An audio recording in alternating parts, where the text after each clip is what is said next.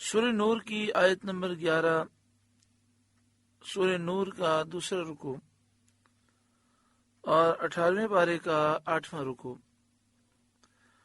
اللہ رب العالمین نے ارشاد فرمایا،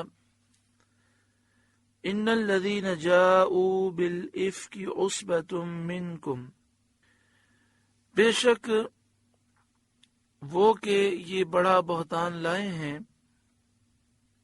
تمہیں میں سے ایک گروہ ہے۔ اس آیت کریمہ میں ایک بڑے بہتان کا ذکر ہے۔ فرمایا جن لوگوں نے بڑا بہتان لگایا ہے یہ وہ لوگ ہیں جو منافق ہیں اور مسلمانوں کے درمیان گھسے ہوئے ہیں۔ بڑے بہتان سے مراد حضرت ام المومنین عائشہ صدیقہ رضی اللہ تعالی عنہا پر تہمت لگانا ہے۔ سن 5 ہجری میں غزوہ بنی مصطلق سے واپسی کے وقت قافلہ مدینہ منورہ کے قریب ایک جگہ پر رکا۔ قریب مدینہ قافلہ ایک پڑاؤ پر ٹھہرا تو ام المومنین حضرت عائشہ صدیقہ رضی اللہ تعالی عنہا ضرورت کے لیے کسی گوشے میں تشریف لے گئیں۔ وہاں آپ کا ہار ٹوٹ گیا، اس کی تلاش میں مصروف ہو گئیں۔ ادھر قافلے نے کوچ کیا، قافلہ روانہ ہو گیا اور آپ کا محمل شریف اونٹ پر کس دیا گیا۔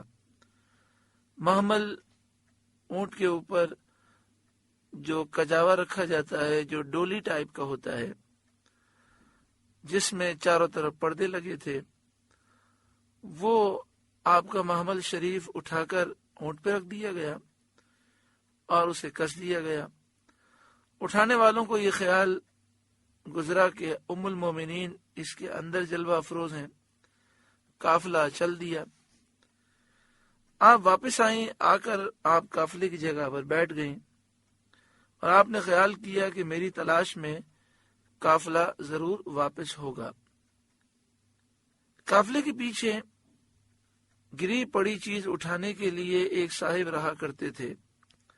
نبی اکرم صلی اللہ علیہ وآلہ وسلم کی عادت کریمہ یہ رہی کہ جب بھی کہیں سے کوئی قافلہ کوچ کرتا تو آپ ایک صاحب کو، ایک شخص کو مقرر فرماتے کہ وہ اس جگہ پر جائیں جہاں سے قافلہ اٹھا ہے اور اس کی تلاشی لیں، کوئی چیز رہ گئی ہو تو وہ اٹھا کے آئیں، اور پھر وہ قافلے کے پیچھے پیچھے آتے کہ اگر چلتے چلتے بھی کوئی چیز گر جائے تو وہ اسے اٹھا لے۔ اس موقع پر حضرت صفوان رضی اللہ تعالیٰ عنہ اس کام پر تھے۔ جب وہ آئے اور انہوں نے آپ کو دیکھا، بلند آواز سے انہوں نے کہا، انا للہ و انا الیہ راجعون۔ تو حضرت عائشہ صدیقہ رضی اللہ تعالی عنہا نے کپڑے سے پردہ کر لیا اور اپنے چہرے کو چھپا لیا۔ انہوں نے اپنی اونٹنی بٹھائی، حضرت عائشہ صدیقہ رضی اللہ تعالی عنہا اس پر سوار ہو کر لشکر میں پہنچی۔ منافقین جن کے دل گندے تھے، منافقین سیاہ باطن نے اوہام فاسدہ پھیلائے، جھوٹے الزامات لگائے اور آپ کی شان میں بدگوئی شروع کی، گستاخیاں شروع کی۔ بعض مسلمان بھی ان کے فریب اور دھوکے میں آ گئے اور ان کی زبان سے بھی کوئی کلمہ بے جا سرزد ہوا، ایسا جملہ نکل گیا کہ جو نہیں نکلنا چاہیے تھا۔ ام المومنین حضرت عائشہ صدیقہ رضی اللہ تعالی عنہا بیمار ہو گئیں اور 1 ماہ تک بیمار رہیں۔ اس زمانے میں انہیں اطلاع نہ ہوئی کہ ان کی نسبت منافقین کیا بک رہے ہیں۔ ایک روز ام مستح سے انہیں یہ خبر معلوم ہوئی اور اس سے آپ کی بیماری اور بڑھ گئی۔ اس صدمے میں اس طرح روئیں کہ آپ کا آنسو نہ تھمتا تھا اور نہ ایک لمحے کے لیے نیند آتی تھی۔ اس حال میں سید عالم صلی اللہ علیہ وآلہ وسلم پر وحی نازل ہوئی اور حضرت ام المومنین حضرت عائشہ صدیقہ رضی اللہ تعالی عنہا کی طہارت میں پاکیزگی میں یہ آیتیں اتری، اور آپ کا شرف اور مرتبہ اللہ تعالیٰ نے اتنا بڑھایا کہ قرآن کریم کی بہت سی آیات میں آپ کی طہارت، پاکیزگی اور فضیلت بیان فرمائی گئی۔ اس دوران آیات اترنے سے پہلے سید عالم صلی اللہ علیہ وآلہ وسلم نے برسر ممبر بقسم فرما دیا تھا۔ ممبر پر جلوہ افروز ہو کر قسم کھا کر آپ نے ارشاد فرمایا، مجھے اپنے اہل کی پاکی اور خوبی بالیقین معلوم ہے۔ یعنی آپ نے فرمایا کہ میں یقین کے ساتھ ہی جانتا ہوں کہ میرے گھر والے پاک ہیں اور حضرت عائشہ پر جتنے الزامات ہیں وہ جھوٹے ہیں۔ پھر آپ نے فرمایا، جس شخص نے میرے گھر والوں کے بارے میں بدگوئی کی ہے اس کی طرف سے میرے پاس کون معذرت پیش کر سکتا ہے؟ حضرت عمر رضی اللہ تعالی عنہ نے فرمایا کہ منافقین بالیقین جھوٹے ہیں، منافقین کے جھوٹے ہونے میں کوئی شک نہیں۔ ام المومنین بالیقین پاک ہیں، ان کے پاک ہونے میں کوئی شک نہیں۔ اللہ تعالیٰ نے سید عالم صلی اللہ علیہ وآلہ وسلم کے جسم پاک کو مکھی کے بیٹھنے سے محفوظ رکھا کہ وہ نجاستوں پر، گندگی پر بیٹھتی ہے۔ کیسے ہو سکتا ہے کہ وہ اللہ آپ کو بد عورت کی صحبت سے محفوظ نہ رکھے؟ یعنی آپ کی صحبت میں کوئی بری عورت آ ہی نہیں سکتی۔ حضرت عثمان غنی رضی اللہ تعالیٰ عنہ نے بھی اس طرح آپ کی طہارت بیان کی اور فرمایا کہ اللہ تعالیٰ نے آپ کا سایہ زمین پر نہ پڑنے دیا تاکہ اس سائے پر کسی کا قدم نہ پڑے۔ تو جو پروردگار آپ کے سائے کو محفوظ رکھتا ہے، کس طرح ممکن ہے کہ وہ آپ کے گھر والوں کو، اہل کو محفوظ نہ فرمائے؟ حضرت علی مرتضی رضی اللہ تعالی عنہ نے فرمایا کہ ایک جوں کا خون لگنے سے پروردگار عالم نے آپ کو نالین اتار دینے کا حکم دیا۔ حدیث پاک میں ہے، نبی اکرم صلی اللہ علیہ وآلہ وسلم نماز پڑھ رہے تھے اور کسی عذر کی وجہ سے آپ نالین پہن کر نماز ادا فرما رہے تھے۔ دوران نماز آپ نے اپنے نالین اتار دیے۔ صحابہ نے پوچھا تو نبی اکرم صلی اللہ علیہ وآلہ وسلم نے فرمایا، جبریل حاضر خدمت ہوئے اور عرض کی کہ آپ کے نالین پر ایک جوں کا خون لگا ہے۔ جوں کا خون ناپاک نہیں ہوتا، لیکن پھر بھی اللہ تعالیٰ نے یہ پسند نہ فرمایا کہ آپ کے نالین پر یہ اتنی سی آلودگی لگی ہو۔ تو حضرت علی رضی اللہ تعالیٰ عنہ نے فرمایا کہ ایک جوں کا خون لگنے سے پروردگار عالم نے آپ کو نالین اتار دینے کا حکم دیا۔ جو پروردگار آپ کی نالین شریف کی اتنی سی آلودگی کو گوارا نہ فرمائے، ممکن نہیں کہ وہ آپ کے اہل کی آلودگی گوارا کرے۔ اس طرح بہت سے صحابہ اور بہت سی صحابیات نے قسمیں کھائیں۔ آیت نازل ہونے سے پہلے ہی حضرت ام المومنین عائشہ صدیقہ رضی اللہ تعالی عنہا کی طرف سے مسلمانوں کے دل مطمئن تھے، نبی اکرم صلی اللہ علیہ وآلہ وسلم کا دل بھی مطمئن تھا۔ آیت کے نزول نے حضرت عائشہ کا عز و شرف اور زیادہ کر دیا، اور بدگوئیوں کی بدگوئی اللہ اور اس کے رسول اور صحابہ کبار کے نزدیک باطل ہے، اور بدگوئی کرنے والوں کے لیے سخت ترین مصیبت ہے۔ اس پورے واقعے سے یہ بالکل بات واضح ہوئی کہ آیات نازل جو کی گئیں، صحابہ کرام علیہم رضوان اور نبی اکرم صلی اللہ علیہ وآلہ وسلم پہلے ہی مطمئن تھے کہ حضرت عائشہ صدیقہ رضی اللہ تعالی عنہ پاک ہیں، اور ان کے ذہن میں ذرہ برابر بھی یہ بدگمانی نہیں تھی کہ انہوں نے کوئی ایسا معاملہ کیا ہے۔ صحابہ کرام علیہم رضوان نے حضور کی بارگاہ میں حضرت عائشہ صدیقہ رضی اللہ تعالی عنہ کی شان بھی بیان کی، آپ کی پاکی بھی بیان کی، اور پھر یہ کئی آیات نازل ہوئیں جس سے حضرت عائشہ صدیقہ رضی اللہ تعالیٰ عنہ کی شان و عظمت کا مزید اظہار ہوا۔ ان الذین جاؤوا بالافک عصبۃ منکم، بے شک وہ کہ یہ بڑا بہتان لائے ہیں تمہیں میں سے ایک گروہ ہے۔ لا تحسبوہ شرا لکم، اسے اپنے لیے برا نہ سمجھو، بل ہوا خیر لکم، بلکہ وہ تمہارے لیے بہتر ہے۔ یعنی اللہ تبارک و تعالی تمہیں اس پر جزا دے گا۔ اور حضرت ام المومنین عائشہ صدیقہ رضی اللہ تعالی عنہ کی شان اور ان کی براءت ظاہر فرمائے گا۔ چنانچہ اس براءت میں اللہ نے 18 آیتیں نازل فرمائیں۔ بعض کہتے ہیں 17 آیات نازل ہوئیں، بعض اور تعداد بیان کرتے ہیں، لیکن اعلی حضرت امام اہل سنت امام احمد رضا علیہ رحمہ کی خلیفہ صدر افاضل حضرت علامہ سید نعیم الدین مراد آبادی علیہ رحمہ نے تفسیر خزائن العرفان میں لکھا، چنانچہ اس برات میں اللہ نے 18 آیتیں نازل فرمائیں۔ لِكُلِّ امْرِئٍ مِّنْهُمْ مَا اكْتَسَبَ مِنَ الْإِثْمِ، ان میں ہر شخص کے لیے وہ گناہ ہے جو اس نے کمایا، یعنی جیسا اس کا عمل ہے ویسا اس کے نامہ اعمال میں گناہ لکھا گیا۔ کسی نے طوفان اٹھایا، کسی نے بہتان اٹھانے والوں کی زبانی موافقت کی اور زبان سے کہا کہ ہاں تمہاری بات صحیح معلوم ہوتی ہے، کوئی ہنس دیا، کسی نے خاموشی کے ساتھ سن ہی لیا۔ جس نے جو کیا اس کا بدلہ پائے گا۔ جس نے بہتان لگایا اس کا طوفان اٹھایا، جس نے اس طوفان میں اس بہتان میں زبانی کسی کا ساتھ دیا، کوئی سن کر ہنسنے لگا، اور جو خاموش رہا اور رد نہیں کیا، وہ سب اپنے نامہ اعمال میں گناہ پائیں گے۔ جس نے جتنا زیادہ گناہ کیا اتنے ہی نامہ اعمال میں اس کے لیے گناہ کی شدت لکھی جائے گی۔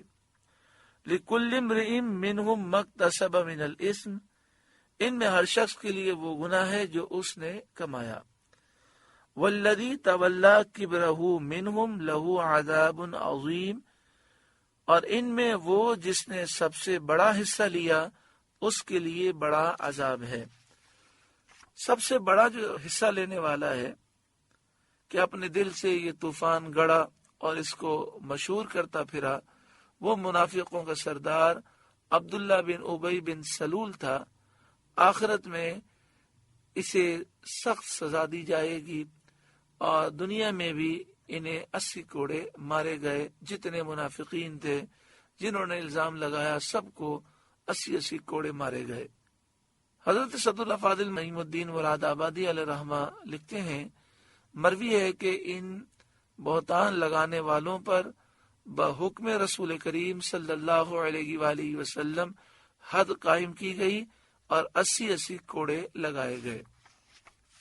لولا اذ سمعتموه ظن المؤمنون والمؤمنات بانفسهم خیرا، کیوں نہ ہوا جب تم نے اسے سنا تھا کہ مسلمان مردوں اور مسلمان عورتوں نے اپنوں پر نیک گمان کیا ہوتا۔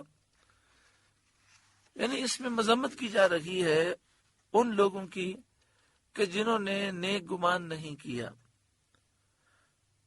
اور دل میں جن کے خیال برے آئے ان کی مذمت کی گئی، اور جن لوگوں نے خاموشی اختیار کی ان کی بھی مذمت کی گئی، کیونکہ مسلمان کو یہی حکم ہے کہ مسلمان کے ساتھ نیک گمان کرے اور بدگمانی ممنوع ہے۔ بعض بدعقیدہ بد مذہب گمراہ جو میلاد کو بدعت کہتے ہیں، یا رسول اللہ کہنے کو شرک کہتے ہیں، مسلمانوں پر شرک اور بدعت کے جھوٹے الزام لگاتے ہیں، صلاۃ و سلام پڑھنے کو بدعت کہتے ہیں، ایسے گمراہ بے باک یہ کہہ گزرتے ہیں کہ سید عالم صلی اللہ علیہ وآلہ وسلم کو معاذ اللہ اس معاملے میں بدگمانی ہو گئی تھی۔ توبہ استغفر اللہ۔ وہ مفتری کذاب ہیں، جھوٹ باندھنے والے بہت بڑے جھوٹے کذاب ہیں، اور شان رسالت میں ایسا کلمہ کہتے ہیں جو مومنین کے حق میں بھی لائق نہیں۔ یعنی اس آیت کریمہ میں تو یہ فرمایا جا رہا ہے کہ مومن کو یہ حق ہی نہیں بنتا کہ وہ کسی مسلمان مرد یا عورت کے بارے میں بدگمانی کرے، تو رسول اللہ کیسے کر سکتے ہیں بدگمانی؟ اللہ تعالیٰ مومنین سے فرماتا ہے کہ تم نے نیک گمان کیوں نہ کیا، تو کیسے ممکن تھا کہ رسول کریم صلی اللہ علیہ وآلہ وسلم بدگمانی کرتے؟ اور حضور صلی اللہ علیہ وآلہ وسلم کی نسبت بدگمانی کا لفظ کہنا ہی کتنا بڑا گناہ ہے، کتنی بڑی گستاخی ہے، کتنی بڑی بے ادبی ہے۔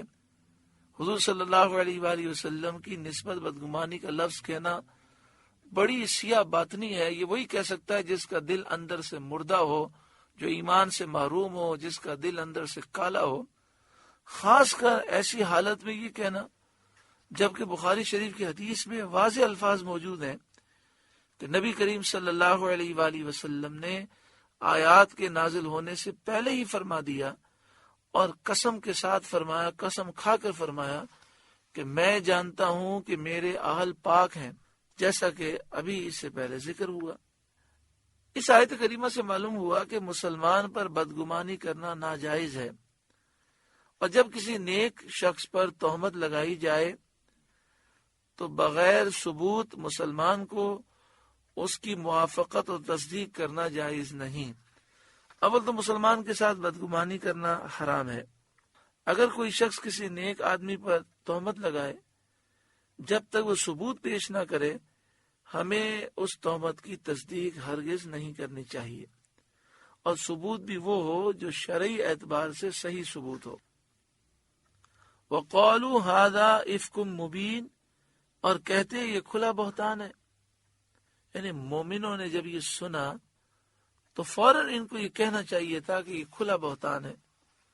تو اب بتائیے، جب مومن کو یہ حکم ہے، مومن کے لیے جائز نہیں کہ وہ خاموش رہے، تو حضور صلی اللہ علیہ وآلہ وسلم کے بارے میں اور حضرت صدیق اکبر کے بارے میں یہ جو میلاد کو بدعت کہتے ہیں، مسلمانوں پہ شرک و بدعت کے الزام لگانے والے بد عقیدہ بد مذہب ہیں، وہ نبی اکرم صلی اللہ علیہ وآلہ وسلم پر اور حضرت صدیق اکبر پر یہ الزام لگاتے ہیں کہ وہ حضرت عائشہ کے بارے میں بدگمان تھے، نعوذ باللہ من ذالک۔ یہ تو ہر مسلمان پر فرض ہے کہ جب حضرت عائشہ کے متعلق انہوں نے سنا تو اللہ فرماتا ہے کہ انہیں یہ کہنا ضروری تھا کہ یہ کھلا بہتان ہے۔ تو حضرت صدیق اکبر نے اس کے کھلا بہتان تسلیم کیا، اور پیارے آقا صلی اللہ علیہ وآلہ وسلم نے بھی اسے بہتان قرار دیا، اور آپ نے تو قسم کھا کر ارشاد فرمایا کہ میرے اہل پاک ہیں۔ وَقَالُوا هَذَا إِفْكٌ مُبِينٌ، اور کہتے یہ کھلا بہتان ہے، یعنی بالکل جھوٹ ہے، بے حقیقت بات ہے۔ لَوْلَا جَاءُوا عَلَيْهِ بِأَرْبَعَةِ شُهَدَاءَ، اس پر 4 گواہ کیوں نہ لائے؟ جن لوگوں نے یہ الزام لگایا ان پر لازمی تھا کہ وہ 4 گواہ لے کر آتے۔ فَإِذْ لَمْ يَأْتُوا بِالشُّهَدَاءِ، تو جب گواہ نہ لائے، فَأُولَئِكَ عِندَ اللَّهِ هُمُ الْكَاذِبُونَ، تو وہی اللہ کے نزدیک جھوٹے ہیں۔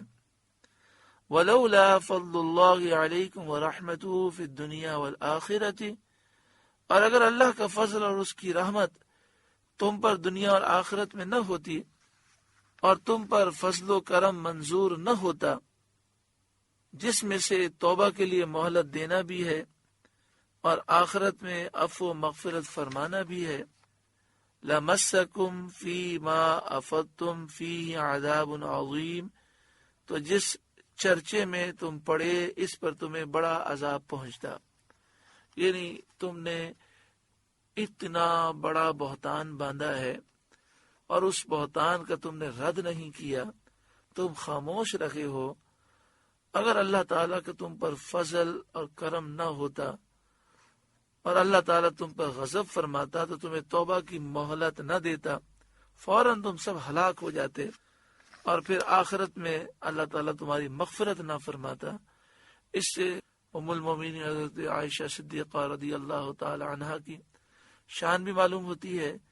اور یہ حضرت عائشہ کا معاملہ اتنا نازک کیوں ہے؟ اس لیے کہ حضرت عائشہ پہ تہمت لگانا رسول اللہ پہ تہمت لگانا ہے، تو اس لیے حضور صلی اللہ علیہ وآلہ وسلم کی بھی شان معلوم ہوتی ہے۔ اور یہ مفسرین نے، محدثین نے یہ بات لکھی ہے کہ حضرت عائشہ صدیقہ رضی اللہ تعالی عنہا سے نبی اکرم صلی اللہ علیہ وآلہ وسلم کو خاص الفت تھے، تو جس نے بھی تاریخ میں حضرت عائشہ پر تہمت لگائی، آپ کی بے ادبی کی، دنیا ہمیشہ اسے دیکھے گی کہ وہ ذلیل و رسوا ہوا، اور انشاءاللہ آئندہ بھی ایسے لوگ ذلیل و رسوا ہوں گے۔ اِذْ تَلَقَّوْنَهُ بِأَلْسِنَتِكُمْ، جب تم ایسی بات اپنی زبانوں پر ایک دوسرے سے سن کر لاتے تھے، وَتَقُولُونَ بِأَفْوَاهِكُمْ مَا لَيْسَ لَكُمْ بِهِ علم، اور اپنے منہ سے وہ باتیں نکالتے تھے جس کا تمہیں علم نہیں، وَتَحْسَبُونَهُ هَيِّنًا، اور اسے سہل سمجھتے تھے، آسان سمجھتے تھے، اور خیال کرتے تھے کہ اس میں بڑا گناہ نہیں، وَهُوَ عِندَ اللَّهِ عَظِيمٌ، اور وہ اللہ کے نزدیک بڑی بات ہے، یعنی بڑا جرم ہے۔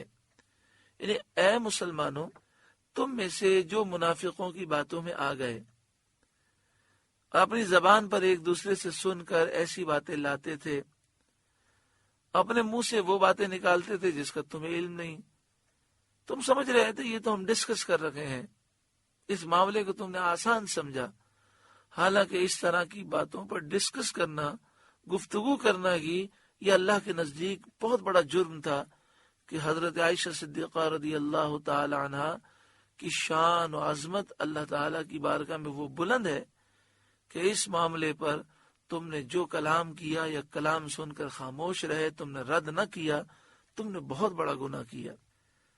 آپ ان آیات کو دیکھیں، پورے قرآن پاک میں اتنی شدت کے ساتھ مذمت کسی اور گناہ پر محسوس نہیں ہوتی جتنی اس گناہ پر شدت کے ساتھ مذمت کی گئی۔ اس سے حضرت عائشہ صدیقہ رضی اللہ تعالی عنہ کی شان و عظمت معلوم ہوتی ہے۔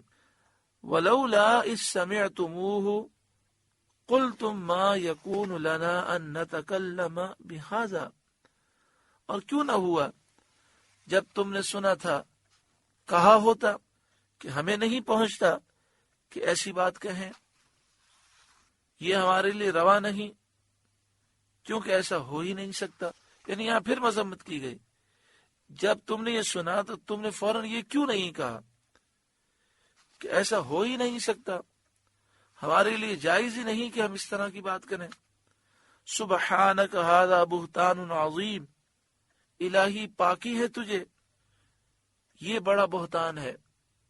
تمہیں سنتے ہی فوراً یہ کہنا چاہیے تھا، سبحانک، الہی تجھے پاکی ہے، یہ بڑا بہتان ہے۔ اب اس آیت کریمہ میں فرمایا گا کہ تمہیں کہنا چاہیے تھا کہ الہی تجھے پاکی ہے، اس سے کہ تیرے نبی کی حرم کو فجور سے آلودگی پہنچے۔ اے مالک، تو پاک ہے، تیرے نبی پاک ہیں، اور یہ ہو نہیں سکتا کہ تیرے نبی کے گھر والوں کو اس طرح کے گناہ کی کوئی آلودگی پہنچ سکے۔ سبحانک، تجھے پاکی ہے۔ حضرت صدر افاضل مولانا نعیم الدین مراد آبادی علیہ رحمہ لکھتے ہیں، مسئلہ یہ ممکن ہی نہیں کہ کسی نبی کی بیوی بدکار ہو سکے، اگرچہ اس کا کفر میں مبتلا ہونا ممکن ہے، کیونکہ انبیاء کفار کی طرف مبعوث ہوتے ہیں، تو ضروری ہے کہ جو چیز کفار کے نزدیک بھی قابل نفرت ہو، اس سے وہ پاک ہوں، اور ظاہر ہے کہ عورت کی بدکاری ان کے نزدیک قابل نفرت ہے۔ تفسیر کبیر کے حوالے سے حضرت صدر افاضل علیہ رحمہ نے یہ بات لکھی، خلاصہ اس کا یہ ہے کہ نبی کی زوجہ کافرہ ہو سکتی ہے، منافقہ ہو سکتی ہے، لیکن وہ یہ گناہ میں مبتلا نہیں ہو سکتے، کیونکہ جس چیز کو کافر عیب سمجھتے ہیں، اللہ تعالیٰ نبیوں کو ان چیزوں سے محفوظ رکھتا ہے۔ تو کافروں کے نزدیک کفر تو عیب نہیں ہے، لیکن بدکاری عیب ہے، تو نبی کی زوجہ اس طرح کا معاملہ کرے یہ ممکن ہی نہیں ہے، یہ ناممکن ہے۔ اس لیے فرمایا کہ تمہیں سنتے ہی کہنا چاہیے تھا سبحانک ھذا بہتان عظیم، الہی پاکی ہے تجھے، یہ بڑا بہتان ہے۔ یعظکم اللہ ان تعودوا لمثلہ ابدا ان کنتم مؤمنین، اللہ تمہیں نصیحت فرماتا ہے کہ اب کبھی ایسا نہ کہنا اگر ایمان رکھتے ہو۔ وَيُبَيِّنُ اللَّهُ لَكُمُ الْآيَاتِ، اور اللہ تمہارے لیے آیتیں صاف بیان فرماتا ہے۔ وَاللَّهُ عَلِيمٌ حَكِيمٌ، اور اللہ علم و حکمت والا ہے۔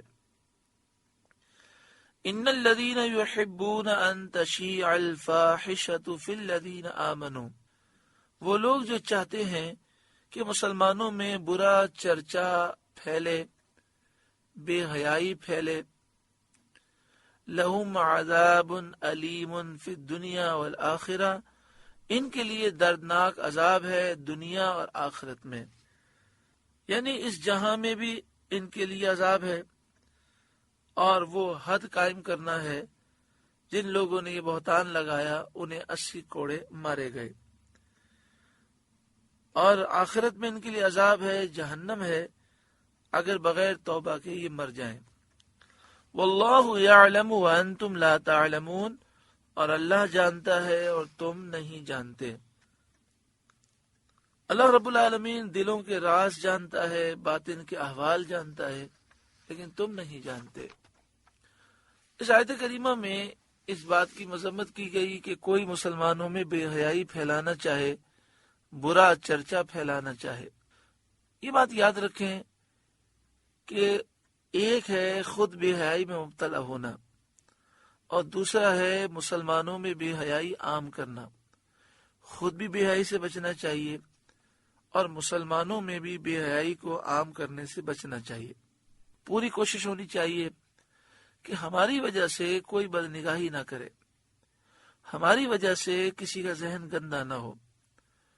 افسوس ہے ان بھائیوں پر، ہماری ان بہنوں پر کہ جو واٹس ایپ اور فیس بک اور انٹرنیٹ کے مختلف ذرائع کے ذریعے مختلف پکچرز اور ویڈیوز شیئر کرتے ہیں، سینڈ کرتے ہیں، فارورڈ کرتے ہیں، حالانکہ ان میں بے حیائی ہوتی ہے۔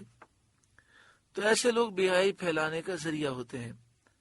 اسی طرح جو اپنی پروڈکٹس پر مختلف قسم کی عورتوں کی تصویریں شائع کرتے ہیں، اخبارات میں، میگزین میں، اسی طرح ٹی وی چینلز پر، اسی طرح اشتہارات میں، انہیں بھی سوچنا چاہیے کہ وہ مسلمانوں میں بے حیائی پھیلانے کے ذمہ دار ہیں۔